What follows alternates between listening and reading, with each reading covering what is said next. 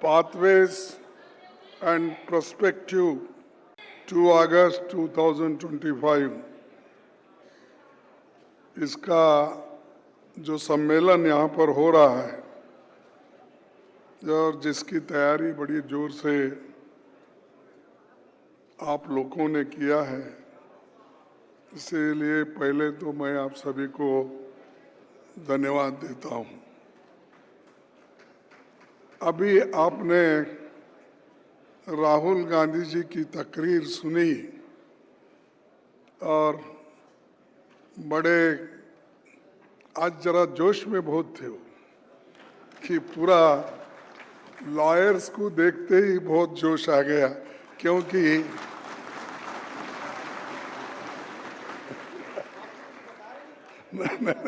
नहीं तो जोश ज़्यादा आया इसलिए कि मेरे संविधान को बचाने वाले लोग यहाँ पर पूरे भर गए हैं।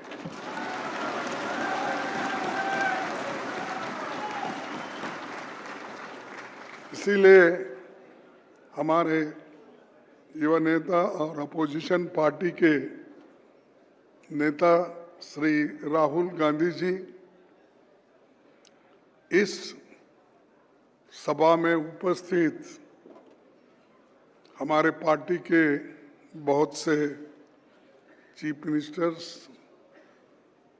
सिद्धरामैया जी, रेवंत रेड्डी जी, सुखवीर सुक्कू जी और फॉर्मर सीएम्स और वर्किंग कमेटी के मेंबर्स, और आज राहुल गांधी जी ने बार बार नाम लिया क्योंकि उनको थोड़ा समाधान करने के लिए हमेशा प्रियंका गांधी जी की आवश्यकता थी, इसलिए प्रियंका गांधी जी और अभिषेक मनु सिंघवी जी और मोहम्मद खान, आप सभी ने इस सभा में शामिल हुए हैं। इसीलिए मुझे तो बड़ा आनंद हुआ कि इतने देश के सारे लॉयर्स और खास करके हमारे पार्टी के आइडियोलॉजी को संबंध रखने वाले लोग जब यहाँ पर आए हैं, मैं समझता हूँ ये हमारे लीगल सेल का बहुत बड़ा अचीवमेंट है।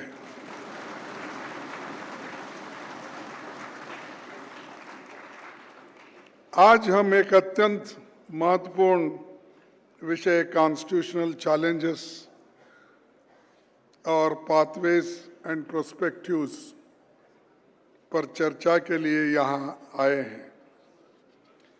हम सब जानते हैं कि भारत का संविधान सिर्फ एक कानूनी दस्तावेज नहीं है, जैसा कि इसका जिक्र राहुल गांधी जी ने भी किया और सिंघवी जी ने भी किया, बल्कि ये हमारे लोकतंत्र की आत्मा है। ये प्रत्येक भारतीय को न्याय, स्वतंत्रता, समानता और भाईचारे का अधिकार देता है। लेकिन आज यही संविधान बड़े खतरे में है। सत्ता में बैठे नेता उसके मूल स्वरूप को बदलने की बात कर रहे हैं।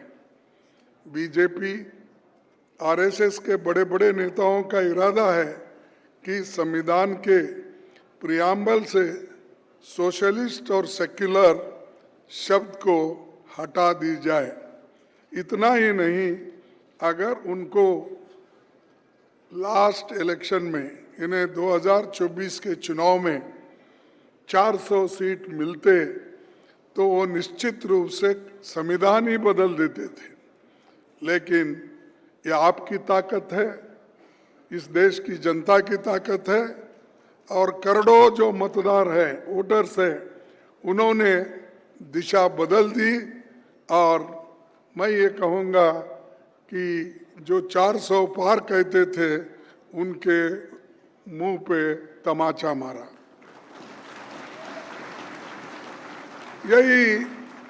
यही हमारा बहुत बड़ा अचीवमेंट है और उसका क्रेडिट राहुल गांधी जी को जाता है, क्योंकि उन्होंने कॉन्स्टिट्यूशन को छोड़ा ही नहीं। संविधान बचाओ की जो मुहिम उन्होंने चलाई और वो संविधान का किताब हर जगह उन्होंने जो लोगों के सामने पेश किया, उससे आज 400 सीट उनको मिल नहीं पाए। संविधान जो खतरे में था उसको अगर किसी ने बचाया तो हमारे अपोजिशन लीडर राहुल गांधी जी ने बचाया।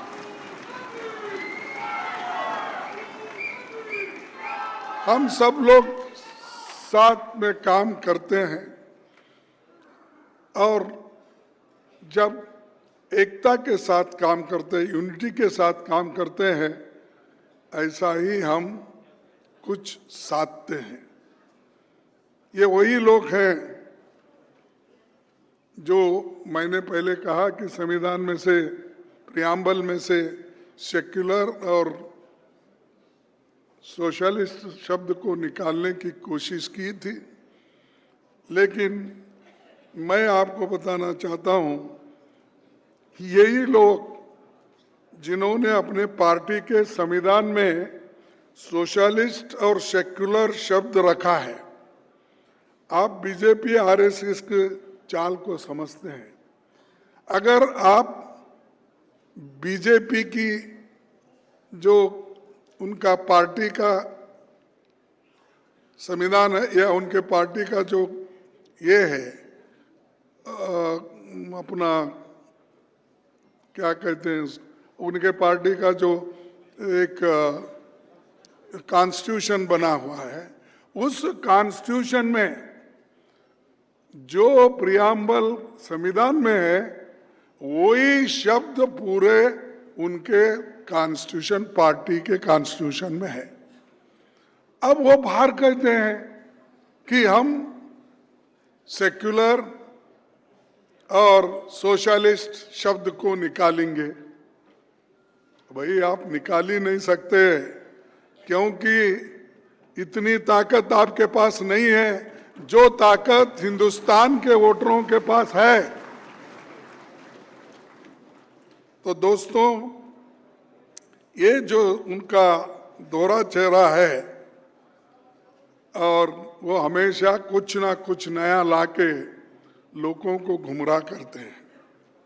लोकतंत्र की रक्षा की जिम्मेवारी तो न्यायपालिका, चुनाव आयोग और मीडिया की होती है, इसीलिए इनकी स्वतंत्रता जरूरी है।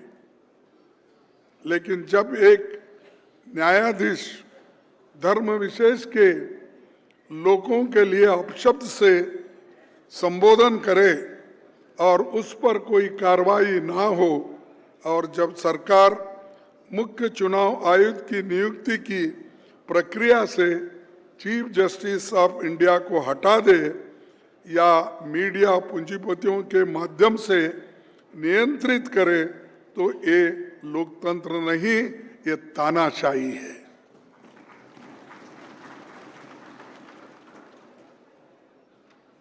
जो न्यायाधीश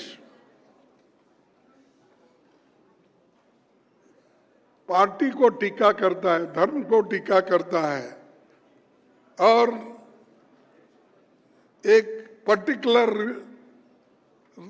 रिलीजन को लेके बात करता है, वो न्यायाधीश नहीं है, वो तो देश के लिए, संविधान के लिए खतरा आरएसएस का न्यायाधीश है।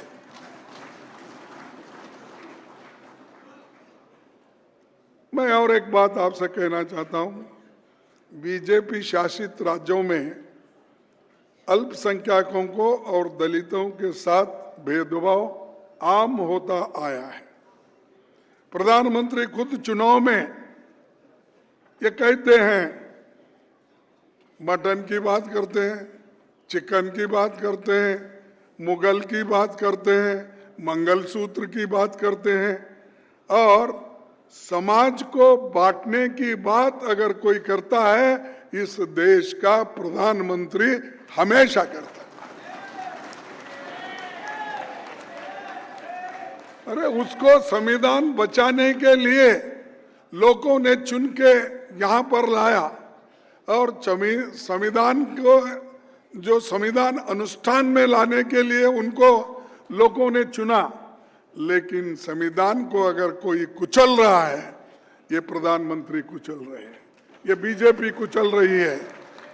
इसीलिए आपकी जरूरत बहुत है, क्योंकि जैसा अब हर जगह वोटिंग का रिवाइवल करने का चल रहा है और खास करके इसका मुहिम भी राहुल गांधी जी ने उठाया कि जो अभी उन्होंने बहुत अच्छी ढंग से आपको समझाया, जैसा कि महाराष्ट्र में क्या हुआ, कर्नाटक में हमारे सेंट्रल कॉन्स्टिट्यूंसी में एमपी का जो चुनाव हुआ, जिसके वोटर्स कैसे बदले गए।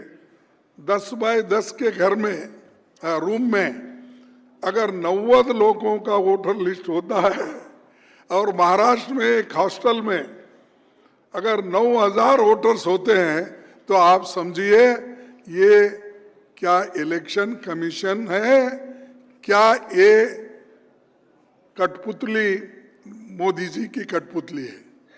आप देखिए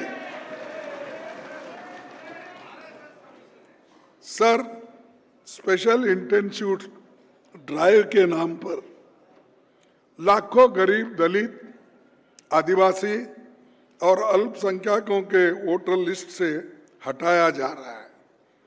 बिहार में करीब, आज के पेपर में आप देख सकते हैं, तो आज तो ओपनली आया है कि 65 लाख लोगों को वोटर लिस्ट से हटा दिया गया है। आगे यही पूरे देश में किया जाएगा और आज उन्होंने खुद ये लिस्ट पब्लिश की है। 7 करोड़ वोटर में अगर 65 लाख या 1 करोड़ के करीब वोट घटते हैं, उनको रिजेक्ट करते हैं, तो मैं समझूंगा कि ये सोच समझ के उनकी चाल है।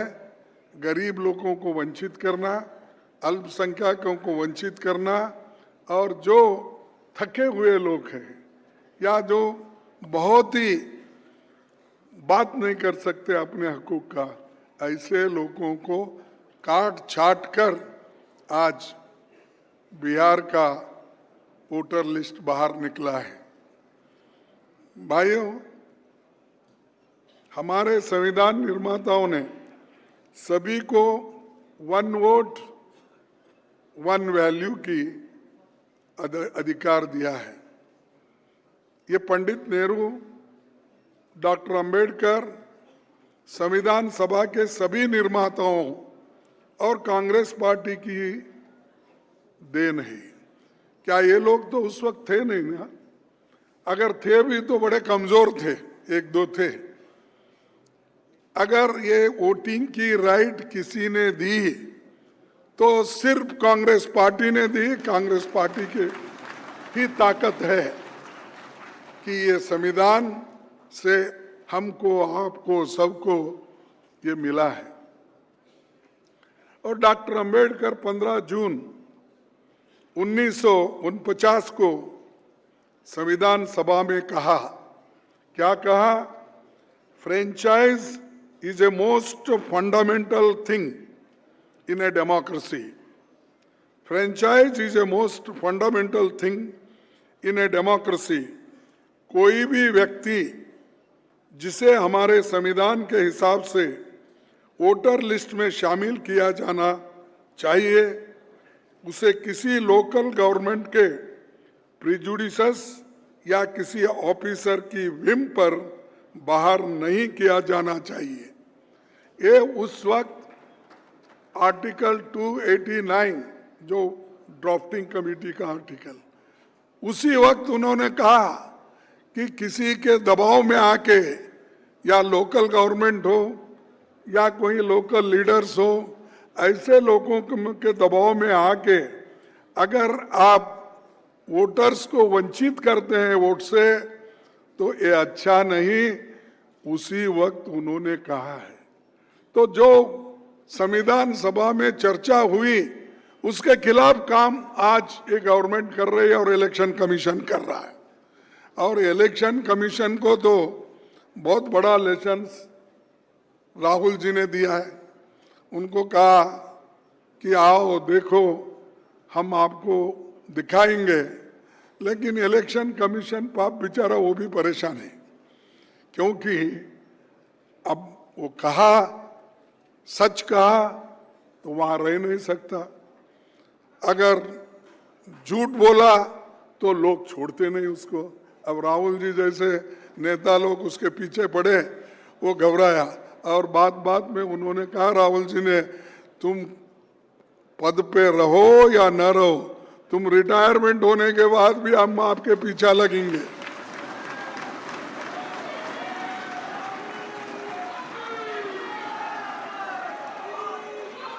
अब ये राहुल गांधी जी जब ये बात कहे तो वो भी परेशान है। हम क्या करना, इधर तो झूठ बोलो, इसकी आदत बीजेपी ने डाली है और सरकार हमको धमकी दे रही है, उधर रूल्स के मुताबिक अगर आप नहीं चलेंगे या नहीं करेंगे हम आपको छोड़ेंगे नहीं। तो इसके बीच वो भी लोग थोड़ा परेशान है और हमको तो काम करना है और इससे आगे बढ़ना भी है। आज बीजेपी सरकार और चुनाव आयोग की वजह से ही संवैधानिक अधिकार खतरे में है। सुप्रीम कोर्ट ने इसकी गंभीरता समझी, लेकिन सुप्रीम कोर्ट की बार बार सलाह के बावजूद चुनाव आयोग ने Aadhaar card, voter list, ID, ration card आदि डॉक्यूमेंट्स को अपनी लिस्ट में शामिल नहीं किया था।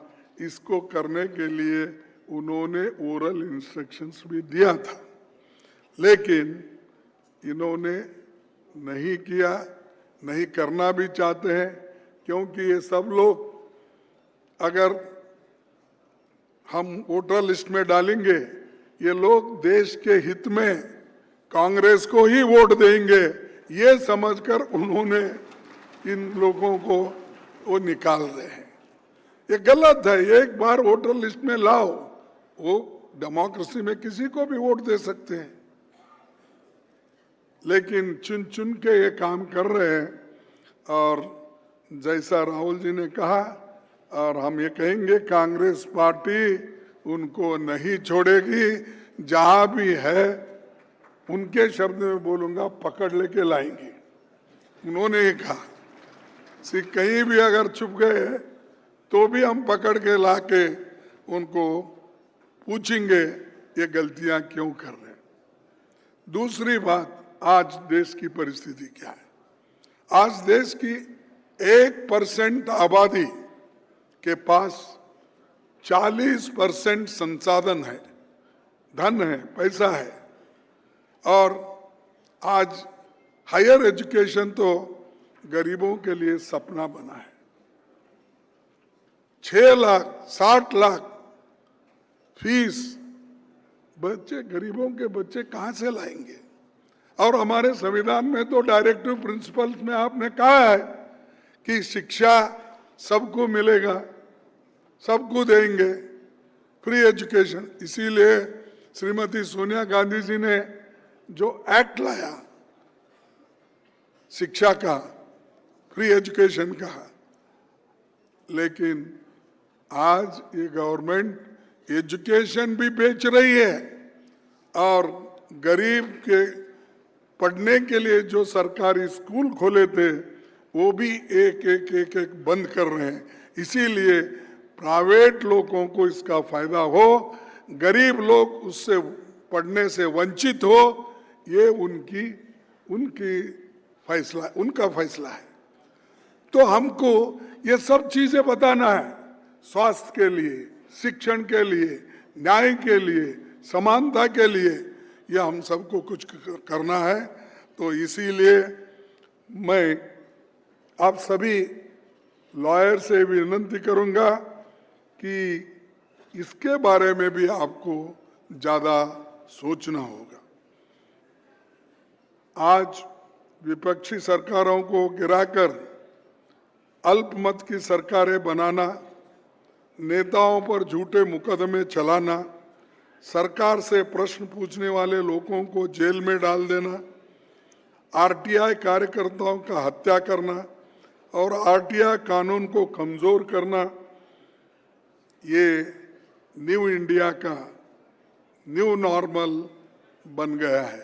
ये उनके शब्द ही है, न्यू इंडिया न्यू नॉर्मल, वही कहे थे, पार्लियामेंट में कहे थे।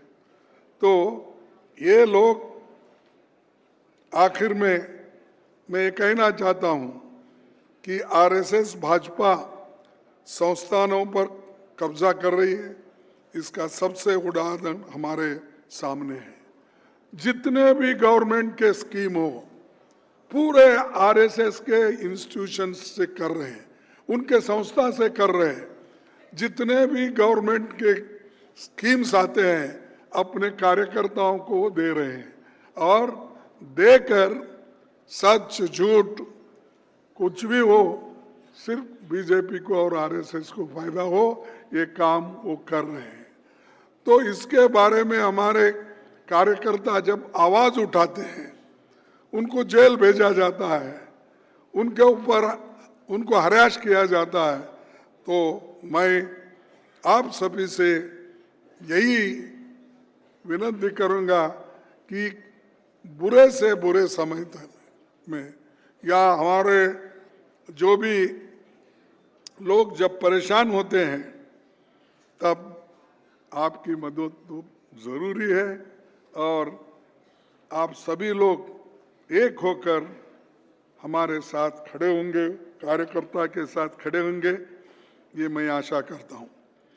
आपने गौर किया होगा कि संसद में विपक्षी सांसदों को बोलने नहीं दिया जाता।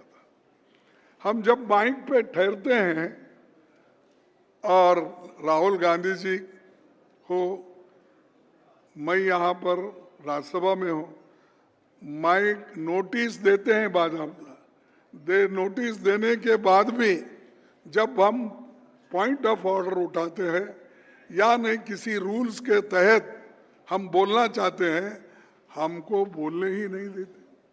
हम जनता की आवाज और जनता के बारे में बोलना चाहते हैं, क्योंकि देश में बहुत से समस्याएं हैं।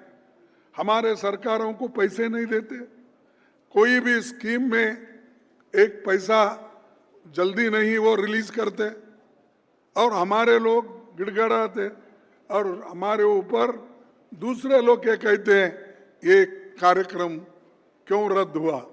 अरे सेंट्रल गवर्नमेंट ही खुद रद्द कर रही है, पैसे नहीं दे रही, अलग अलग नाम से वो स्कीम के नाम रख के वो अपने लोगों को कुचल रही है।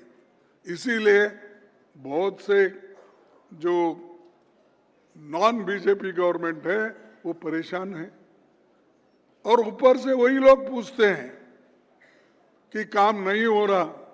काम हो रहा है, कांग्रेस के चीफ मिनिस्टर्स हो या हमारे अलायंस पार्टनर्स के सरकारें कहाँ भी है, काम करने की क्षमता उनके पास है, लेकिन सरकार उनको मदद नहीं कर रही।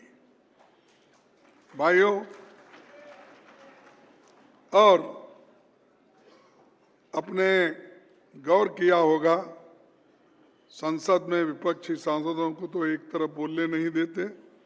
सरकार राज्यसभा में उपराष्ट्रपति के माध्यम से, पहले के, अभी ये भी जरा इनको देखना पड़ता, लेकिन परखना पड़ेगा कब क्या होगा, अभी तो मुझे कुछ मालूम नहीं हमारे पास। तो लोकसभा में तो कंटिन्यू है, सांसदों को आवाज दबा रही है। रिकॉर्ड सांसदों को सस्पेंड किया जा रहा है। बीजेपी और मोदी जी बहुत खुश थे जब पहले के चेयरमैन थे हमारे, वो जब हमको बाहर निकालते थे, दबा देते थे, कुछ कुछ हमारे खिलाफ बोलते थे और सस्पेंड करें। एक तो हमारे महिला एमपी को 7 महीने सस्पेंड किया, मिसेस पाटिल को 7 महीने, एक नहीं दो। ये इनकी डेमोक्रेसी है। और ये सब कौन किया? ये चेयरमैन ने ही किया। लेकिन एक दिन उनको एहसास हुआ कि उनकी कॉन्स्टिट्यूशन के मुताबिक उनकी अहमियत क्या है, ये एहसास हुआ। उन्हें लगा कि वो इंडिपेंडेंट इंस्टीट्यूशन है, मेरा भी कुछ है, ये समझने वो लगे। उनका कार्यकाल इतिहास में दर्ज होगा और आगे याद किया जाएगा। तो वो स्वतंत्र होकर बात करने लगे। जब वो स्वतंत्र होकर बात करने लगे, वो रूल्स की तहत अपने आप को असर्ट करने लगे। उन्होंने इलाहाबाद जज शेखर यादव और जज यशवंत वर्मा के इम्पीचमेंट का मोशन स्वीकार करने के बाद में इनको ऐसा लगा ये वीपी, ये चेयरमैन हमारे हाथ में रहने वाला नहीं है, ये सब हमारे खिलाफ जाने वाला है, इसको पहले निकालो। तो उन्होंने उनको थ्रेट किया, या तो तुम विड्रॉ करो जो एडमिट किए हैं मोशन, या तो विड्रॉ करो या तो आप रेसिग्नेशन दो। तब ये धमकी देने के बाद उन्होंने कहा मैं विड्रॉ तो नहीं करता, मैं रिसिग्नेशन देता हूं। तो उन्होंने रिसिग्नेशन दिया। तो ऐसा दबाव हर एक पर वो डालते हैं और डाल रहे हैं, लेकिन वो दबाव कांग्रेस पे नहीं चलेगा। कांग्रेस के लोग डरने वाले नहीं हैं। अरे कांग्रेस के लोग तो इस देश को आजादी दिलाए हैं, मरे हैं, सूली पे चढ़े हैं, वो डरते हैं। देश के एकता के लिए इंदिरा गांधी जी ने अपनी जान दी, राजीव गांधी जी ने अपनी जान दी, और जो लोग, जो फैमिली देश के एकता के लिए जान देती है, क्या ऐसे लोगों को, छोटे मोटे लोगों को डरती है?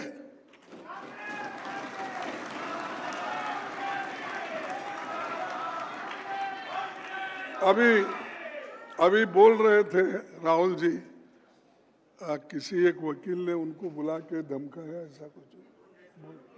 हाँ, अरुण जेटली, ठीक बोले। तो अरुण जेटली डरा।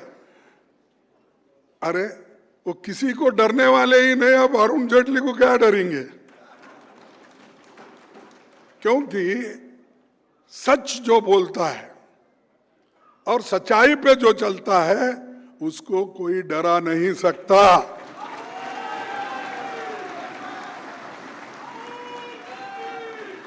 और डर भी नहीं सकता। और डरेंगे क्यों? अगर हम कोई गलती करेंगे, अगर हम झूठ बोलेंगे, अगर हम किसी को सताएंगे उनके, तो उस वक्त अरे भाई हमने गलती की थी, उन्होंने कहा। यहां गलती नहीं, गलती सुधारने के लिए वो बोलते हैं, तो उनका काम होता है सुनना। लेकिन मोदी जी ये बर्दाश्त नहीं करते और उनका इस्तीफा मांगा। आप बेचारे वो अब घर में बैठे, इसलिए मैं ज़्यादा नहीं बोलता, अच्छा भी नहीं। अगर ये इन्फॉर्मेशन उनको पहुंचा तो भी मैं माफ़ी मांगता हूं उनसे, क्योंकि उनकी सुनते, बीजेपी का सुन के, आरएसएस का सुन के उन्होंने गलती की, उन्होंने खुद गलती नहीं की। तो जब आदमी खुद गलती करता है इंटेंशनली, उसको हम ब्लेम करना चाहिए। लेकिन इन्होंने तो उनके तरफ से गलती की, उनको बचाने के लिए झूठ बोला, अपने आप को बचाने के लिए नहीं। तो इसीलिए मैं आज ये भी आपके सामने ये बात रखना चाहता हूं, किस ढंग से वो चेयरमैन को भी डराते हैं। अब दूसरे लोगों को तो कितने डराए होंगे उन्होंने। और एक कल ही मैंने एक उपसभापति को पत्र लिखकर सदन के अंदर हमारे पास सीआईएसएफ के मौजूदगी के बारे में आपत्ति जताई। अरे कभी पार्लियामेंट में कोई लोग, बाहर के लोग नहीं आ सकते, उनकी सिक्योरिटी रहती है और वो सिक्योरिटी वाले ही हमारे को देखते हैं, काम करते हैं, मदद करते हैं। लेकिन उन्होंने ऐसा किया कि बाहर के लोग को हस्तक्षेप करने के लिए सदन में लाया। ये लेटर भी मैं कल लिखा हूं, आज आप देखे होंगे, पेपर में भी आया है। और इसीलिए उस वक्त संविधान निर्माताओं ने पार्लियामेंट्री सिक्योरिटी सर्विस की स्थापना की। इसके अधिकारों को संसद के अनुरूप काम करने की ट्रेनिंग दी जाती थी। इसका कंट्रोल लोकसभा अध्यक्ष और राज्यसभा के सभापति के हाथ में था। लेकिन वो निकाल कर आज वो लोग सीआईएसएफ को अंदर बुला रहे हैं। ऐसा भाग के आते हैं कि जैसा कि टेररिस्ट को मार रहे हैं। टेररिस्ट को तो जल्दी मार नहीं सके, हम लोगों को मारने के लिए आ रहे हैं अंदर घुसपैठ।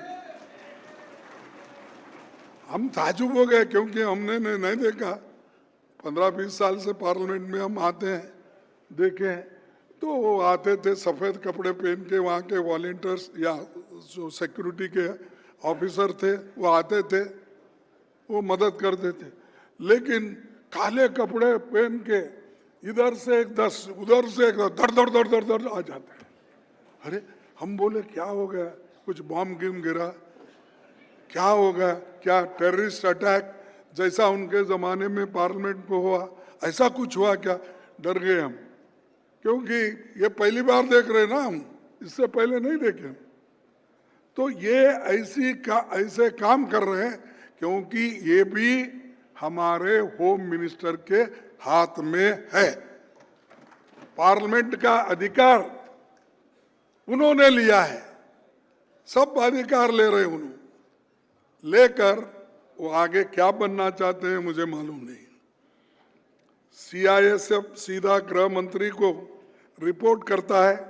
उनकी तैनाती विपक्षी सांसदों को दबाने और डराने का प्रयास है। हम सरकार के इस कदम की घोर निंदा करते हैं।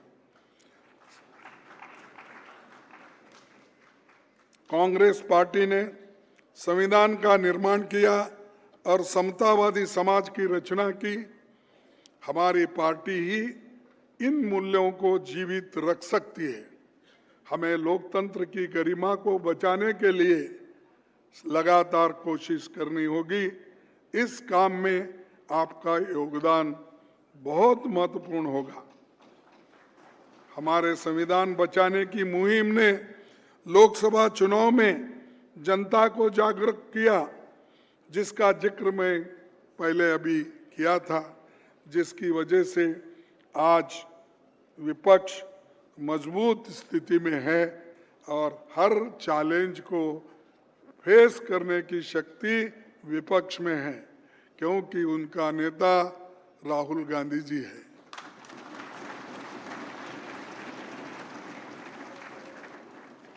और अब आप और हम सब जब मिल के काम करते हैं तो हमको कोई डरा नहीं सकता।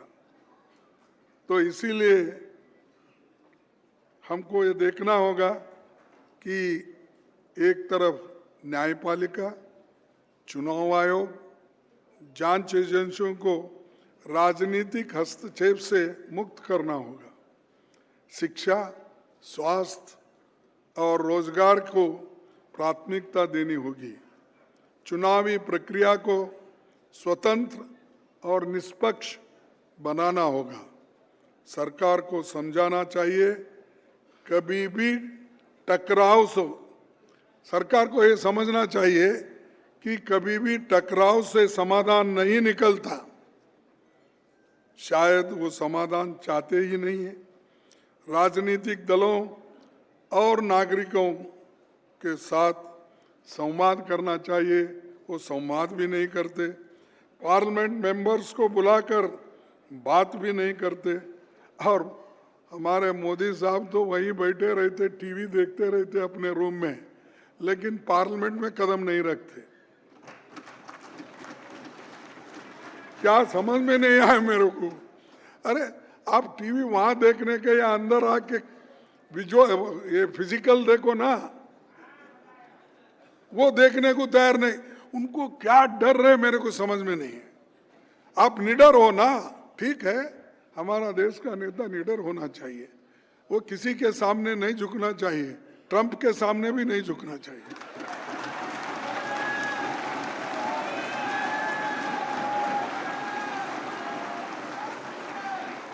अरे तो इसीलिए कभी कभी बार बार मुझे याद आता है कि राहुल गांधी मोदी डरपुक है बोलते, वैसा बोलने में तो मैं बोला नहीं साहब, डरपुक कैसा होता है। 333 सीट लाया एक बार कम से कम 273 सीट लाया, और इस बार गया वो फंस गया। और ये डरपुक कैसा होता, नहीं तुम देखिए वो डरपुक है, आप लोग समझ रहे नहीं। आप मेहनत करके सब लोग एक होके देखिए, वो भाग जाएगा। तो ठीक है, हमको डरा रहा है, क्योंकि हमको डरा रहा है, ठीक है। पार्लियामेंट में मेंबर हमारे, लोकसभा में हमारे कम रहने से डरा रहा है, ठीक है। लेकिन देश की इज्जत क्यों बेच रहे हैं आप? ट्रंप के सामने झुककर क्यों आप देश की बेइज्जती कर रहे हो? हमारे स्वाभिमान को बेच रहे हो। इसीलिए राहुल जी ने कहा, आप अगर एक बार कहे ट्रंप के खिलाफ, ट्रंप झूठ बोल रहा है ये कहो, मैं मान जाऊंगा। ये पार्लियामेंट में कहा उन्होंने, लेकिन आज तक मुंह ही नहीं खोले। मैं समझता हूँ शायद ये श्रावण का महीना इधर करते ना, तो वो मौन व्रत रखे होंगे एक महीना, जब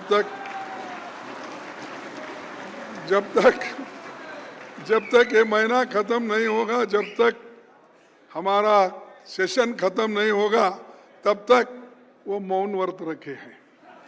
तो डर के नहीं, वो मौन व्रत रखे, क्योंकि भगवान से आए ना, वो क्या है, नॉन बायोलॉजिकल ये है, इसीलिए वो किसी को ये नहीं करता। तो इसीलिए ऐसा आदमी इस देश के प्रधानमंत्री बने। अगर ऐसा ही चला तो देश का तो दिवाला उठ जाएगा। और हम नहीं बोल रहे, दूसरे लोग भी बोल रहे।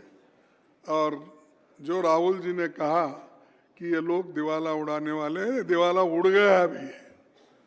तो इसको हमको बचाना है। खुशी नहीं है, देश का अगर आर्थिक स्थिति कमजोर हो गई, हमारे बच्चों को शिक्षण नहीं मिल रहा, हमारे लोगों को स्वास्थ्य का ये नहीं है, फैसिलिटीज नहीं है, तो हमारी जनता मरेगी ना।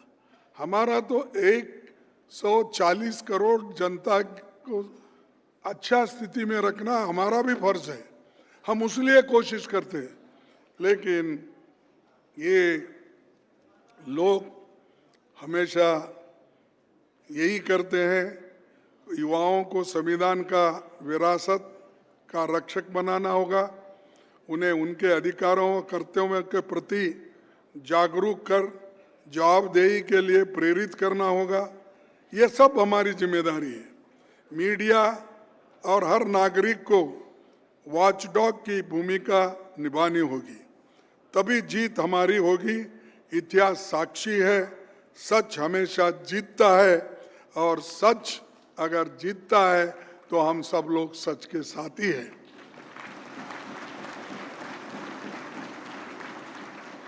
मैं श्री अभिषेक मनु सिंघवी जी का और उनके साथियों का अभिनंदन करता हूं कि उन्होंने आज एक कार्यक्रम आयोजित किया और अपने को दिल की बात बोलने के लिए मौका दिया। और मैं आप सबको बधाई भी देता हूं कि आप देश के कोने कोने से आए हो, इसीलिए आप हमसे ज़्यादा तकलीफ उठा के इस सम्मेलन में शामिल हो गए हो। तो आप सभी को इसकी सफलता का शुभकामनाएं। और इसी के साथ सिर्फ 2 मिनट में आपका लेता हूं और अपने बात को ख़त्म करता हूं। इसी के साथ मैं बताना चाहता हूं कि बीजेपी और हमारे विरोधी लोगों का जिन राज्यों में शासन है, वहाँ हमारे वर्कर्स के खिलाफ सच बोलने पर झूठे मुकदमे किए जाते हैं और उन्हें डराने के लिए, उनका मुंह बंद करने के लिए उनके परिवार वालों को उसके ऊपर केस डालते हैं और उनको हरासमेंट करते हैं और उनको डिमोरलाइज करते हैं ताकि वो कांग्रेस के साथ न जुड़े। तो हमारे संगठन को मार पड़ती है इससे, क्योंकि लोग डरते हैं, अरे ये पुलिस में गए तो कोई पूछता नहीं, कलेक्टर के पास गए तो कोई पूछता नहीं। तो इसीलिए बड़े बड़े लोग ही आगे पीछे देखते हैं और हमारे संगठन में वर्कर्स मार खाता है। हमेशा वर्कर्स आगे रहता है, वो मार खाता है, लेकिन बड़े बड़े लोग कभी कभी चले जाते हैं। लेकिन मेरे को शुरू में लगा साहब, तो मैं बोलना क्या नहीं बोलना छोड़ देता हूँ, भी बोलना ठीक नहीं है इस संदर्भ में। छोटा कार्यकर्ता बेचारा क्या करेगा। कहीं बड़े बड़े लोग ये शाह के वॉशिंग मशीन में गए, कोई राज्यसभा मेंबर बना, कोई एमएलए बना, कोई मिनिस्टर बना। वो बड़े बड़े लोग हमारे पार्टी में बड़े उहदे पे थे और कभी कभी मैं देखता था, राहुल जी जब 2009 में मैं शुरू में आया था, उनके आजू बाजू में थोड़े वही लोग रहते थे। तो देखने के बाद मेरे को देखने के बाद ऐसा लगता था, ये भाई ये हमारे आदमी को ये लोगों ने घेर लिया है। हाँ? हमारे जो लोग हैं, आइडियोलॉजी पे जो विश्वास रख के लोग बैठे हैं, तो ये कब्जा तो ये लोग कर दिया, आजू बाजू यही लोग हैं। लेकिन बाद में अब 2014 में जब हम हारे, तब ऐसा छुट के जा रहा है, एक एक एक, वहाँ कोई भी नहीं है, सिर्फ आप लोगों के सिवाय और इस देश के जनता के सिवाय, हमारे कार्यकर्ताओं के सिवाय, हमारे वोटर्स के सिवाय आज उनके साथ खड़े हैं। कन्याकुमारी से लेकर कश्मीर तक उन्होंने जो पदयात्रा की, उसमें कौन थे? यही लोग, कार्यकर्ता लोग थे। भारत जोड़ो यात्रा में कौन थे? हमारे लोग ही थे।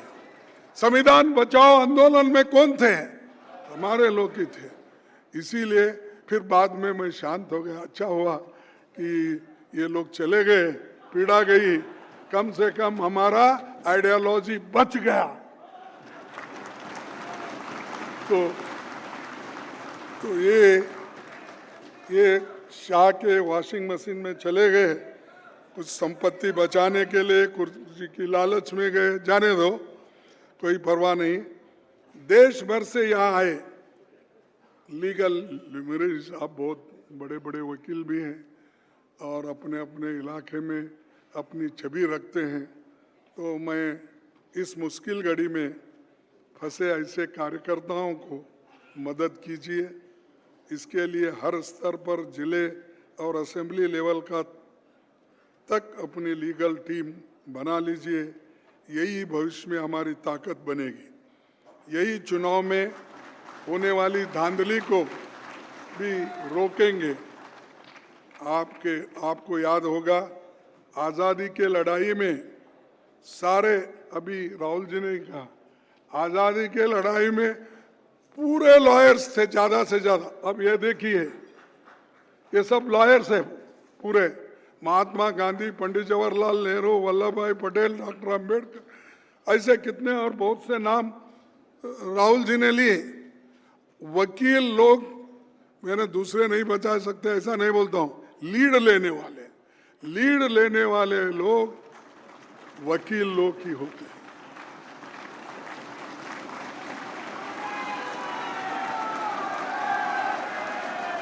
तो इसीलिए मैं आप सभी को धन्यवाद के साथ यही आपसे रिक्वेस्ट है,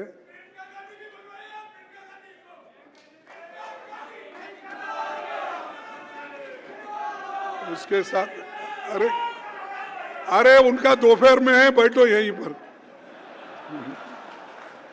तो मैंने एक रिक्वेस्ट है मेरे को, अभिषेक सिंघवी जी को, और यहाँ पर जो बड़े लॉयर्स है, मीडियम लॉयर्स, यानी जो डिस्ट्रिक्ट में प्रैक्टिस करते हैं, मुंसिपल कोर्ट में प्रैक्टिस करते हैं, हाई कोर्ट में प्रैक्टिस करते हैं, सुप्रीम, हमारे लोगों को जरा नज़रअंदाज मत कीजिए, उनको जरा कंसेशन दीजिए सब लोग, या